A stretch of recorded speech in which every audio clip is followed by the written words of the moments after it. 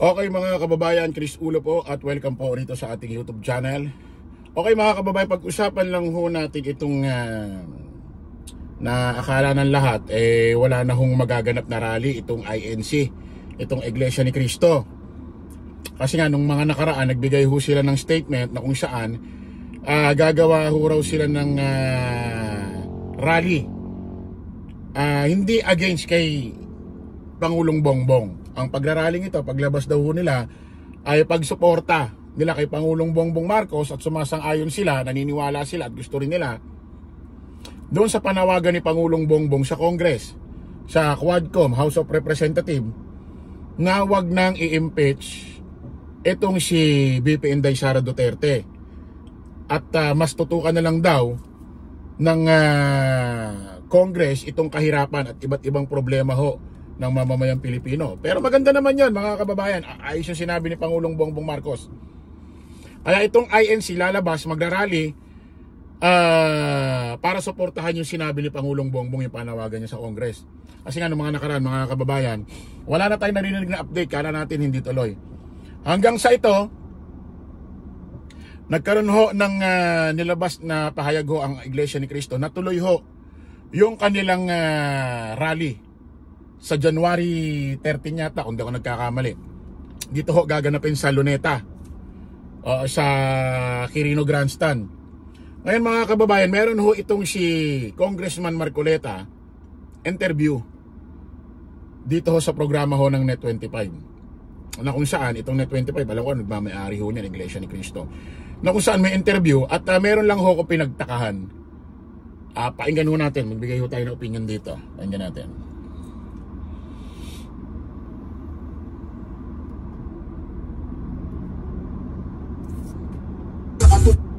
Magugulat ka. Mga nagte-text lang sa akin, wala pa naman akong ginagawang response sa kanila. Tinatanong nila kung totoo nga yung mangyayari sa January 13. Okay. Ako naman, dahil alam ko naman talagang magkakaroon naman ganong pagkilo. Sabi ko, totoo yan. Pwede po ba kaming sumama? May mga nagtatanong. Sabi ko, itatanong ko muna kung pwede kayo sumama at kung paano kayo sasama. Kasi hindi naman ako otoridad sa pagkilos na yan. Pero maraming nakahanda na gusto sumama talaga. Hindi lang ako makasagot. Alam mo naman, paano ko naman sasagutin yun? Sabi ko, itatanong ko muna po sa nakakaalam. Kung pwede kayo sumama. Sapagkat nakahanda daw sila sumama, may bilang din sila. May bilang din sila. Maniwala ka sa akin, at dito lamang yung kahabaan ng Barangay Commonwealth. May nagbabantas. Mga barangay ito ha. Tayo ko nasabihin ng mga barangay. Pero yung barangay na yan ay nasa karabatan ng Commonwealth. Ang sinasabi ko lang yung mga tinetext nila sa akin. Ito mga kababayan, maliwanag dito sa sinasabi ni Congressman Marcoleta. May mga gusto raw sumama sa isang barangay, hindi binabanggit, sa kahabaan daw ng Commonwealth. Gustong sumama, gustong sumali, o gustong umaten dun ho sa gagawin nilang rally sa Luneta January 13 sa pagsuporta kay Pangulong Bongbong sa panawagan na wag nang i-impeach si VP Inday Sara Duterte. At unahin na lang ang problema ng mamamayang Pilipino. Ngayon mga kabayan, tataka lang ulit ako kay Marcoleta. Parang yung way ng kanyang pananalita, para bang ayaw niyang sabihin na, para bang andating kasi, para bang, ano to, yung ganitong klaseng explanation nyo, Sir Marcoleta, para bang andating, ano ba to?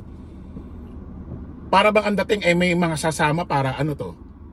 Para sumuporta o panawagan kay Pangulong Bongbong na mag-resign? Dapat banggitin nyo. May mga gustong sumama na barangay sa kahabaan ng Commonwealth sa Quezon City na gustong sumama sa atin para sumuporta kay Pangulong Bongbong. Kasi para bang andating, parang iba yung dating parang iba yung tono, iba yung tunog ng pananalita nyo, sir. At saan nakakapagtaka dito mga kababayan, mga ka-analyze, itong KOJC, alam naman natin, 7 or 8 araw ho nagrally dyan sa Liwasang Bonifacio. na kahit isang grupo, kahit ibang relihiyon, wala man lang sumama. Wala man lang sumama. Kasi nga sabi ko, ang paliwanag natin nung nakaraan, kung talagang maraming gusto Luzon, Visayas, Mindanao na mapaalis si Pangulong Bongbong Marcos sa pwesto sa pagka-presidente Luzon, Visayas, Mindanao, di ba dapat yun na yung pagkakataon, pitong araw nagrally ang KOJC sa Liwasang Bonifacio, di ba yun ang pagkakataon na sumama at iba't ibang grupo doon para lumaki yung grupo na yon at si Pangulong Bongbong Marcos mapaalis sa pwesto. Bakit walang sumama noon? Kahit isa. Dito sa may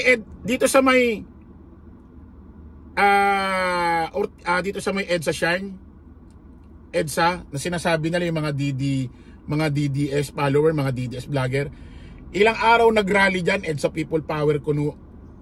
Bakit wala man lang sumaling grupo? Bakit wala man lang sumali doon sa yung sinasabing doon sa may barangay ng kahabaan ng Commonwealth? Bakit kaya dito sa INC parang may gustong sumama, ano? Bakit kaya? Bakit kaya, ano? Ano kayong dahilan? At saka sana, huwag natin kalilimutan, banggitin niyo naman Mr. Marcoleta, Congressman, na itong gagawing rally sa Luneta, hindi ito yung sigawan na paalisin si Pangulong Bongbong. Hindi ito yung rally na makakarinig kami na hindi magaganda para kay Pangulong Bongbong Marcos. Hindi ito yung makakakita kami sa mga rally na kung saan may mga banner na BBM resign. Hindi ganun, ha. Ang inaasahan namin dito, magrarally kayo ayon sa Iglesia ni Cristo, susuporta kayo kay Pangulong Bongbong Marcos na unahin ang problema ng mamamayang Pilipino, hindi ang impeachment ni VP Inday Sara Duterte. Pero wag nating kalilimutan yung ginawang pag-file na impeachment kay VP Inday Sara about sa pondo, pag-iimbestiga ng budget ng OBP at pondo ng mga nawawala, kino-question budget ng DepEd. Na kung saan, pera ng taong bayan yan, pinagsama-sama, pinagkatiwala sa OBP at sa DepEd. Na kung saan yung DepEd na may pinakamalaking pondo sa lahat ng ahensya ng gobyerno dahil pag-aaral ang pinupondohan dyan. Na yung mga bata na yun ang papalit sa ating henerasyon. Na po pwede yung mga isa dyan na nag-aaral, po pwede maging mayor, vice mayor, congressman, senador, governor, vice president, president. Sila ang papalit sa henerasyon natin. Na kung saan, kasama rin ito sa kahirapan. Bakit? Kung dapat tutukan ng kahirapan ng taong bayan, mas lalong tutukan yung kung may mga milyon-milyong nawawala sa pera sa DepEd. Bakit? Para sa mahihirap yun especially mga nag-aaral dyan sa pampublikong eskwelahan. Isipin nyo na lang, dito sa buong Metro Manila, ang daming pampublikong eskwelahan na may mga dinadaing kulang sila sa ganyan, kulang sa pondo, kulang sa budget. Papaano pa yung mga kung yun dito sa Metro Manila na mga pampublikong eskwelahan kinukulang pa rin at may mga pangangailangan pa rin, papaano pa yung mga pampublikong eskwelahan sa iba't ibang probinsya na malalayo na parang halos hindi na makaramdam ng kamay ng gobyerno, ng ahensya ng gobyerno? Paano pa yon? Kaya may kinalaman din to sa kahirapan. Ngayon, kung mananawagan kayo at susuporta kayo kay Pangulong Bongbong, salamat. Pero siyempre, karapatan pa rin ng Quadcom or ng House of Representatives na asikasuhin kung may nag-file na impeachment laban kay VP Inday Sara Duterte, kasi nasa konstitusyon yan.